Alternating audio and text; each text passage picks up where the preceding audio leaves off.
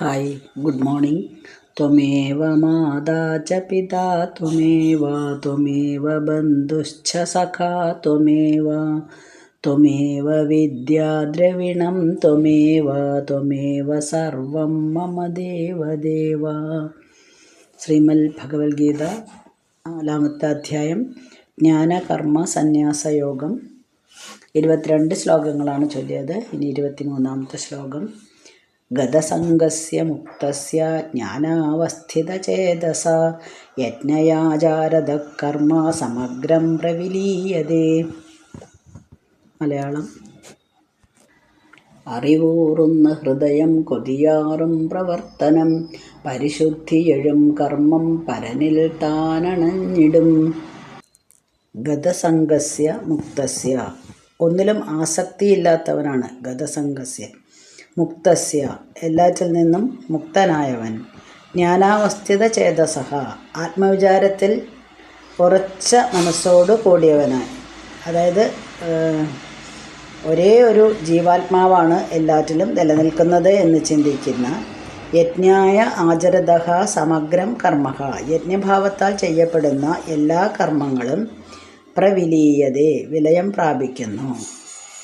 ഇപ്പോൾ കഴിഞ്ഞ ശ്ലോകത്തിൽ തന്നെ ഒരു ജ്ഞാനി എങ്ങനെയാണ് കർമ്മം ചെയ്യേണ്ടത് എന്നുള്ളത് പറയുമായിരുന്നു അർജുനനോട്.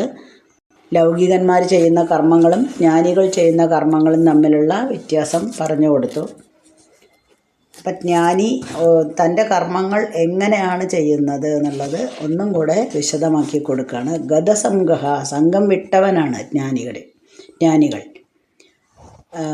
അത് അവരിൽ പെട്ടെന്നിങ്ങനെ വന്നതല്ല. ഇതിങ്ങനെ സംസാര സാഗരത്തോട് അല്ലെങ്കിൽ വിഷയങ്ങളോടുള്ള ഒരു സംഘം കുറച്ച് കൊണ്ടുവന്ന് അതിൽ നിന്ന് മുക്തി നേടി ഒടുവിൽ എല്ലാ വിഷയങ്ങളിൽ നിന്നും വേറിട്ട്, അല്ലെങ്കിൽ എല്ലാ വിഷയങ്ങളും മനസ്സിൽ നിന്ന് വിട്ട് കളഞ്ഞവനാണ് ജ്ഞാനി. ഇനി മുക്തഃ, സ്വതന്ത്രനാണ്. ബന്ധനങ്ങളില്ല, ഒന്നുമില്ല, ഒന്നിലും ആസക്തിയില്ല. ഈ ആസക്തിയാണല്ലോ നമ്മളെ പ്രശ്നങ്ങളിലേക്ക് നയിക്കുന്നത്. അപ്പോൾ ജീവാത്മാവ് എന്താണ്, പരമാത്മാവ് എന്താണ് എന്നുള്ളതെല്ലാം അറിഞ്ഞ് ഒന്നിലും ആസക്തിയില്ലാതെ കർമ്മങ്ങൾ ചെയ്യുന്നവരാണ്. ബാഹ്യവിഷയങ്ങളോടൊന്നും എന്ത് സംഭവിച്ചാലും, അല്ലേ, നമ്മൾ പറഞ്ഞു, സുഖമായാലും ദുഃഖമായാലും എന്ത് വികാരങ്ങൾ, എല്ലാ വികാരങ്ങളും ഒരുപോലെ തന്നെയാണ് എടുക്കുന്നത്. ആ ബന്ധനങ്ങളിൽ നിന്നൊക്കെ ഒഴിവായ ആളാണ് മുക്തൻ. ജ്ഞാനാവസ്ഥിത ചേതസഹ, ജ്ഞാനത്തിൽ ചിത്തം ഉറച്ചവനാണ്. ജ്ഞാനാവസ്ഥിത ചേതസ് എന്ന് പറഞ്ഞാൽ അതായത് എല്ലാ കാര്യങ്ങളിലും ആസക്തി ഉപേക്ഷിച്ചവനാണ്. അതുകൊണ്ട് ബന്ധനങ്ങളില്ല, കെട്ടുപാടുകളിൽ നിന്നൊക്കെ തീർത്തും മുക്തനായിട്ട് തൻ്റെ കർമ്മങ്ങളെല്ലാം യജ്ഞരൂപത്തിൽ ചെയ്യുന്ന ആളാണ്. അപ്പം അങ്ങനെ യജ്ഞരൂപത്തിൽ കർമ്മങ്ങൾ ചെയ്താൽ അത് ബന്ധങ്ങൾ ഉണ്ടാക്കില്ല എന്ന് കഴിഞ്ഞ ശ്ലോകത്തിൽ നമ്മൾ പറഞ്ഞു. പുതിയ വാസനകളും ഉണ്ടാക്കുന്നില്ല. ഇനി ഇതെല്ലാം എനിക്ക് വേണ്ടിയിട്ടല്ല ചെയ്യുന്നത്. ഞാൻ ചെയ്യുന്ന കർമ്മങ്ങളെല്ലാം യജ്ഞരൂപേണ എന്ന് പറയുമ്പോൾ എനിക്ക് വേണ്ടിയല്ല ചെയ്യുന്നത്, എൻ്റെ ബന്ധുക്കൾക്ക് വേണ്ടിയിട്ടോ എൻ്റെ നന്മയ്ക്ക് വേണ്ടിയിട്ടോ അല്ല, ലോകസേവനാർത്ഥം മാത്രമാണ് ഞാൻ ചെയ്യുന്ന എല്ലാ കർമ്മങ്ങളും. അങ്ങനെ ചെയ്യുമ്പോൾ എല്ലാ കർമ്മങ്ങളും യജ്ഞമായിട്ട് മാറും. ഇങ്ങനെ ഉള്ള ജീവൻ മുക്തൻ്റെ കർമ്മങ്ങൾ ബന്ധങ്ങൾ ഒന്നുമില്ലാതെ തന്നെ ഭഗവാനിൽ വിലയം പ്രാപിക്കുന്നു. ഇതാണ് വിശദീകരിച്ച് കൊടുത്തത്.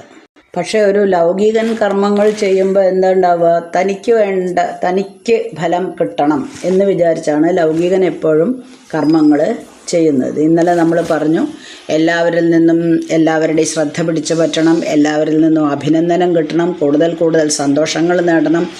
ഇങ്ങനെയൊക്കെ ഉദ്ദേശിച്ചാണ് ലൗകികൻ കർമ്മം ചെയ്യുന്നത്. അത് മറ്റേ യോഗി ചെയ്യുന്ന കർമ്മത്തിൻ്റെ നേരെ വിപരീതമാണ്. അപ്പോൾ ലൗകികൻ എന്താണ് സംഭവിക്കുന്നത്? എല്ലാ കർമ്മങ്ങളും ഈ ജന്മത്തിൽ തന്നെ ചെയ്ത് തീർക്കാൻ പറ്റുന്നില്ല. അതിനിടയ്ക്ക് മരിച്ചു പോകുന്നു. അപ്പോൾ കർമ്മങ്ങൾ ബാക്കിയാവുന്നു. മരിച്ചു കഴിഞ്ഞാൽ വീണ്ടും ആ കർമ്മങ്ങൾ തീർക്കാൻ വേണ്ടി വീണ്ടും ജനിക്കുന്നു. വീണ്ടും ജനിക്കുമ്പോൾ വീണ്ടും പുതിയ കർമ്മങ്ങളും കൊണ്ടുവരുന്നു. അത് ചെയ്തു തീർന്നില്ലെങ്കിൽ വീണ്ടും മരിക്കുന്നു, വീണ്ടും ജനിക്കുന്നു. അപ്പോൾ പുനർജന്മം ഉണ്ടായിക്കൊണ്ടേയിരിക്കും. ജനനവും മരണവും വിട്ടുമാറാതെ അവരുടെ കൂടെ തന്നെ എപ്പോഴും ഉണ്ടാവും. അത് അവരെ ലൗകികനെയാണ് ഇതെല്ലാം എഫക്റ്റ് ചെയ്യുക. വീണ്ടും വീണ്ടും ഉണ്ടായിക്കൊണ്ടേയിരിക്കും. പക്ഷെ ഒന്നിലും ഒരാഗ്രഹവുമില്ലാതെ കർമ്മങ്ങൾ ചെയ്യുമ്പോൾ കർമ്മങ്ങളെല്ലാം കെട്ടടങ്ങുന്നു. അപ്പോൾ കർമ്മഫലങ്ങളില്ല, കർമ്മഫലങ്ങളില്ല. ആ കർമ്മങ്ങൾ യജ്ഞമായി എന്നിൽ തന്നെ വിലയം പ്രാപിക്കുന്നു. ഇനി 24-ാമത്തെ ശ്ലോകം വളരെ ഫേമസ് ആയിട്ടുള്ള ഒരു ശ്ലോകമാണത്. ബ്രഹ്മാർപ്പണം ബ്രഹ്മഹവിർ ബ്രഹ്മാഗ്നോ ബ്രഹ്മണാഹുതം ബ്രഹ്മൈവ തേന ഗന്ധവ്യം ബ്രഹ്മകർമ്മ സമാധിന. മലയാളം: അർപ്പിക്കും ദ്രവ്യമീ അഗ്നി അർപ്പിക്കും ഹോമകർമ്മവും അപ്പരബ്രഹ്മമെന്നോർക്കേ ചിൽപദം താനണഞ്ഞിടും. അർപ്പണം ബ്രഹ്മ, യജ്ഞത്തിൽ അർപ്പിക്കുന്നത് ബ്രഹ്മമാകുന്നു. ഹവിഹി ബ്രഹ്മ, ഹവിസ് ബ്രഹ്മമാകുന്നു. ബ്രഹ്മാഗ്നോ, ബ്രഹ്മമാകുന്ന അഗ്നിയിലാണ് ഹോമിക്കുന്നത്. ബ്രഹ്മണാഹുതം, ബ്രഹ്മത്താൽ ഹോമിക്കപ്പെടുന്നു, അതായത് ഹോമിക്കുന്ന ആള്. ബ്രഹ്മകർമ്മ സമാധിന, കർമ്മത്തെ ബ്രഹ്മമായി കാണുന്ന തേന ബ്രഹ്മ ഏവ ഗന്ധവ്യം, ബ്രഹ്മസ്വരൂപിയായി യജ്ഞകർത്താവിനാൽ പ്രാപിക്കപ്പെടുന്ന സ്ഥാനവും ബ്രഹ്മം തന്നെയാണ്. നമ്മൾ ഈ ശ്ലോകം സാധാരണ എല്ലാ ഹിന്ദു ഗൃഹങ്ങളിലും എല്ലാവരും തന്നെ ഉച്ചയ്ക്ക് ചെല്ലുന്നതാണ്. ഞങ്ങളെയൊക്കെ ചെറുപ്പകാലം മുതൽക്കേ അമ്മയും അച്ഛനും പഠിപ്പിച്ചിട്ടുണ്ട്. ഡൈനിങ് റൂമിൽ ഒരു ചുമരിൽ എപ്പോഴും ഇത് ഒട്ടിച്ചു വെക്കും. അഥവാ കുട്ടികൾ ഇത് ചെല്ലാൻ മറന്നാലോ എന്ന് വിചാരിച്ച് ഊണ് കഴിക്കുന്നതിന് മുന്നേ എല്ലാം അർപ്പിച്ച് ഭഗവാനിൽ അർപ്പിച്ച് വേണം നമ്മൾ ഭക്ഷണം കഴിക്കാൻ എന്നുള്ളതാണ് അന്ന് തത്വം പറഞ്ഞു തന്നിരിക്കുന്നത്. അതായത് നാളെയും നമുക്ക് അന്നം കിട്ടണമല്ലോ, അതിനുവേണ്ടി ഭഗവാനിൽ എല്ലാം അർപ്പിച്ച് ഭക്ഷണം കഴിക്കുക എന്നുള്ളതാണ്. എല്ലാവരും എപ്പോഴും ചൊല്ലി നടക്കുന്ന ഒരു ശ്ലോകമാണ് ബ്രഹ്മാർപ്പണം ബ്രഹ്മഹവിർ ബ്രഹ്മാഗ്നോ ബ്രഹ്മണാഹുതം ബ്രഹ്മൈവ തേന ഗന്ധവ്യം ബ്രഹ്മകർമ്മ സമാധിന. പക്ഷേ എല്ലാവരും ചെല്ലും. ഞങ്ങളും അന്ന് കുട്ടികളായിരിക്കുമ്പോൾ ചെല്ലും. ചെറുതായിട്ട് ഇത് ഭഗവാൻ അർപ്പിക്കുന്നതാണ് എന്ന് മാത്രം അർത്ഥം അറിയുള്ളൂ. നമ്മളതിൻ്റെ കൂടുതൽ അർത്ഥങ്ങളിലേക്ക് പോവാറുമില്ല. കുറച്ചും കൂടെ വായിക്കുമ്പോഴാണല്ലോ നമുക്ക് കൂടുതൽ അർത്ഥങ്ങൾ കിട്ടുന്നത്. അപ്പോൾ എല്ലാം ബ്രഹ്മമാണ്. ഒരു ജ്ഞാനി ചെയ്യുന്ന കർമ്മം ബ്രഹ്മയജ്ഞം എന്നാണ് പറയുന്നത്. അപ്പോൾ അതായത് എല്ലാം ബ്രഹ്മമാണ്. യജ്ഞത്തിലെ അർപ്പണം എന്താണോ യജ്ഞത്തിൽ നമ്മൾ ആഹുതി ചെയ്യുന്നത് അത് ബ്രഹ്മമാണ്. ബ്രഹ്മാഗ്നിയിലാണ് ഹോമിക്കപ്പെടുന്നത്. ഹോമിക്കുന്ന ദ്രവ്യങ്ങൾ ബ്രഹ്മമാണ്. ഹോമിക്കുന്ന ആളും ബ്രഹ്മമാണ്. അതായത് ഇതൊക്കെ ജ്ഞാനി ഒരു കർമ്മം ചെയ്യുമ്പോഴുള്ള അദ്ദേഹത്തിൻ്റെ മനോഭാവമാണ്. എല്ലാം ഭഗവാനുള്ളതാണ്. ബ്രഹ്മമാകുന്ന ജ്ഞാനാഗ്നിയിലാണ് ഞാനിത് ഹോമിക്കുന്നത്.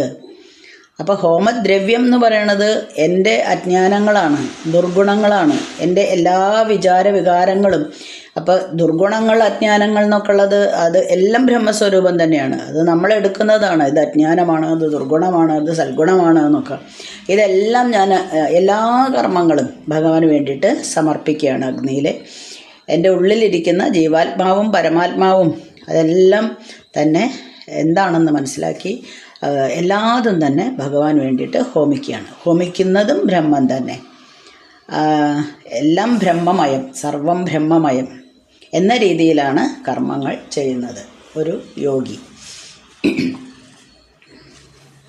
ഇപ്പോൾ നമ്മളൊരു ഉദാഹരണം പറയുകയാണെങ്കിൽ, നമ്മൾ യജ്ഞം നടത്തുമ്പോൾ അല്ലെങ്കിൽ ഒരു പൂജ ചെയ്യുന്ന സമയത്ത് പായസമൊക്കെ അല്ലേ, എപ്പോഴും പായസം കഴിപ്പിക്കുക, ഭഗവാന് പായസം കഴിപ്പിക്കുക എന്നൊരു ചടങ്ങുണ്ട്. പിന്നെ മാത്രമല്ല, നമ്മുടെ പിറന്നാളാണെങ്കിലും മറ്റെന്തെങ്കിലും പൂജകൾ വീട്ടിൽ നടക്കുമ്പോഴും നമ്മൾ വളരെ നേരത്തെ എണീറ്റ് കുളിച്ച് വൃത്തിയായി ശുദ്ധിയോടുകൂടി പാത്രങ്ങളെല്ലാം വൃത്തിയാക്കി കഴുകി അതിനുപയോഗിക്കാൻ പറ്റുമെങ്കിൽ പുതിയ പാത്രങ്ങളെ മാത്രമേ യൂസ് ചെയ്യുള്ളൂ. എന്നും നമ്മൾ യൂസ് ചെയ്യുന്ന പാത്രങ്ങൾ എടുക്കില്ല. അങ്ങനെ പ്രത്യേകമായിട്ട് ഭഗവാന് വേണ്ടിയിട്ട് ഒരു പായസം ഉണ്ടാക്കുന്നു. അത് ഭഗവാന് വേണ്ടി സമർപ്പിക്കുന്നു. പൂജാമുറിയിൽ കൊണ്ടുപോയി സമർപ്പിച്ച് പൂജകളെല്ലാം ചെയ്തു കഴിഞ്ഞാൽ ആ പായസം അത് പ്രസാദമായിട്ട് നമ്മൾ കഴിക്കുന്നു. സത്യത്തിൽ നമ്മൾ തന്നെ വെച്ച പായസമാണ്. ഭഗവാന് കൊടുത്ത് കഴിഞ്ഞപ്പോൾ അത് പ്രസാദമായി. അത് നമ്മൾ പ്രസാദമായിട്ട് ഭാവന ചെയ്യുകയാണ്. എന്താ വെച്ചാൽ നമ്മൾ ആദ്യം ഉണ്ടാക്കിയത് നമ്മുടെ അടുക്കളയിൽ തന്നെയാണ്, നമ്മൾ തന്നെ ചെയ്തതാണ്. പക്ഷേ അത്രയ്ക്കും ഭഗവാനോടുള്ള ഒരു സമർപ്പണ മനോഭാവത്താൽ ചെയ്തതുകൊണ്ട് അത് അത്രയ്ക്കും വൃത്തിയിലും ശുദ്ധിയിലും ചെയ്തു. അത് കഴിഞ്ഞ് അത് നമ്മൾ ഭഗവാൻ തരുന്ന ഒരു പ്രസാദമായിട്ടാണ് കൊടുക്കുന്നത്. എപ്പോഴും എല്ലാവരും അല്ലേ അമ്പലത്തിൽ പോയി വന്നിട്ടുണ്ടെങ്കിൽ പ്രസാദമൊക്കെ കിട്ടിക്കഴിഞ്ഞാൽ എല്ലാവർക്കും വിതരണം ചെയ്യും. കാരണം ഇത് പൂജയുടെ പ്രസാദമാണ്. അത് നമ്മൾ എന്തെങ്കിലും ഭക്ഷണം കഴിക്കുന്നതിന് മുന്നേ ആദ്യം കൊടുക്കുന്നത് ഈ പൂജാ പ്രസാദമാണ്. അത് ഭഗവാന്റെ പ്രസാദമാണ്. സത്യത്തിൽ അത് ആരാണ് ഉണ്ടാക്കിയിരിക്കുന്നത്? നമ്മൾ തന്നെയാണ്. ഇനി കുടിക്കുന്ന വെള്ളം, നമ്മൾ ഗ്ലാസ്സിൽ കുറച്ച് കിണറ്റിൽ നിന്ന് കുറച്ച് വെള്ളം മുക്കി കുടിക്കുന്നു. ഇതേ വെള്ളം തന്നെ അമ്പലത്തിലെ കിണറിൽ നിന്ന് ഭഗവാന് പൂജിച്ച ശേഷം അതിൽ നിന്ന് കിട്ടി ഒരു കിണ്ടിയിൽ നമുക്ക് തരുമ്പോൾ അത് തീർത്ഥമായിട്ട് മാറുന്നു. അപ്പോൾ എന്തുകൊണ്ട് നമ്മുടെ വീട്ടിലുള്ള വെള്ളത്തെയും നമുക്ക് ഭഗവാനുള്ള സമർപ്പണമായിട്ട് കണ്ടുകൂടാ? അങ്ങനെ കാണുന്നവൻ എല്ലാ പ്രവർത്തനങ്ങളും, നമ്മുടെ വീട്ടിലുള്ള സകല വസ്തുക്കളും സകല സാധനങ്ങളും എപ്പോഴും ഭഗവാന് സമർപ്പിക്കാനുള്ളതാണ്. ഞാൻ ചെയ്യുന്ന എല്ലാ പ്രവൃത്തികളും, ഞാൻ ഈ പായസം വയ്ക്കുന്നു, ഭഗവാന് സമർപ്പിക്കുന്നു. അപ്പോൾ എന്നും നമ്മൾ കഴിക്കുന്ന ചോറും നമ്മൾ കഴിക്കുന്ന എല്ലാ ഭക്ഷണങ്ങളും ഭഗവാന് സമർപ്പിച്ചത് തന്നെയാണ്. അവിടെ കൊണ്ടുപോയി വെക്കണമെന്നില്ല, പൂജാമുറിയിൽ കൊണ്ടുപോയി വെക്കണം, കുറച്ച് പൂജിക്കണം, പുഷ്പമിട്ട് പൂജിക്കണം എന്നൊന്നുമില്ല. എല്ലാ കാര്യങ്ങളും, എല്ലാ ഭക്ഷണവും അല്ലെങ്കിൽ എന്ത് കാര്യം നമ്മൾ ചെയ്യുന്നതും ഭഗവാന് വേണ്ടി തന്നെയാണ് ചെയ്യുന്നത്.